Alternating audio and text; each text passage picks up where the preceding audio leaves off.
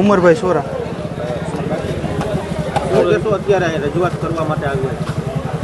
રજૂઆત એવી છે કે અમારા 40-50 વર્ષ જૂના આસિયાના છે જે મકાન છે એ અત્યારે પાડી નાખવાની વાત આવી છે.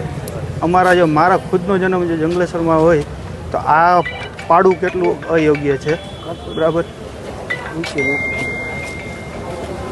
આ વિસ્તારના રહેણાંકના સૌથી જૂના ડોક્યુમેન્ટમાં દસ્તાવેજમાં જોઈએ તો વેરા છે 1974 પહેલાંના.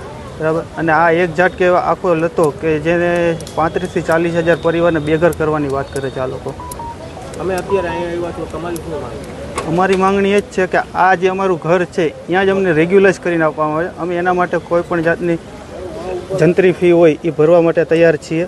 અને જો આ શક્ય ન બનતું હોય તો જે રીતના એક નોટિસ ઉપર 3-4 પરિવાર રહેતા હોય તો એ લોકોને અલગ અલગ સુવિધા અથવા તો અલગ અલગ ફ્લેટ કે ક્વાર્ટર આપવાની માંગણી છે. તમે શું રજૂઆત કરશો અહીંયા જો તમારે નહીં થાય કાર્યવાહી અમારા મુજબ નહીં થાય, તમે ક્યાં રજૂઆત કરવા? આજે જો અમારી કાર્યવાહીથી મામલતદાર અમે સંતુષ્ટ નહીં હોઈએ તો અમારી ગણતરી છે કે મોદી સાહેબને 10 તારીખે જે આવે છે એને રજૂઆત કરવાની.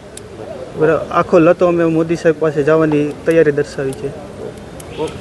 મારું નામ અફજલભાઈ રાવમાં. અફજલભાઈ, આજે શું રજૂઆત છે? રજૂઆત અમારી જે છે એ અમે કોર્ટ સમક્ષ ને કલેક્ટર સાહેબ સમક્ષ ઓલરેડી મૂકી દીધી એક વખત. અમે આજે આવ્યા હી 29 તારીખની હેરિંગનો જે જવાબ લેખિત દેવાનો હતો એના માટે. એમાં અમારા વકીલ મારફત જે જવાબ તૈયાર કરવામાં આવ્યો છે એ જવાબ અમે અત્યારે સબમિટ કરીને દેવાના છે.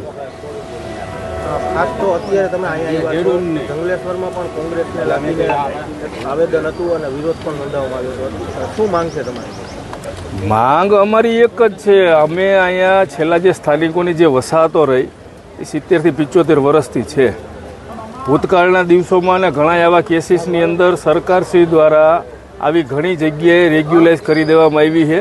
તો આજે સ્થાનિકો અહીંયા રહે છે, જે વિધવા બહેનો હોય જે આશરા વગરના થઈ જાય, જે નોંધારા થઈ જાય, કેટલા એવા વયોવૃદ્ધ છે જે જો એનું મકાન વયું જાય તો એ નોંધારા થઈ જાય. એમ તો એ બધાને લઈ અને આટલા વર્ષો થઈ ગયા લોકો અહીં સ્થાનિક છે તો એમને આ જગ્યા રેગ્યુલાઇઝ કરી દેવી, અથવા તો એના માટે જે હાઈકોર્ટ જે હુકમ કરે, જે નક્કી કરે એના માટે અમે એ સ્વીકારવા તૈયાર છીએ. મોદી સાહેબ પણ હમણાં આવવાના છે તો તમે એમને મળશો? તમને લાગે એવું છે કે તંત્ર મોદી સાહેબને એમને મળવા દેશે?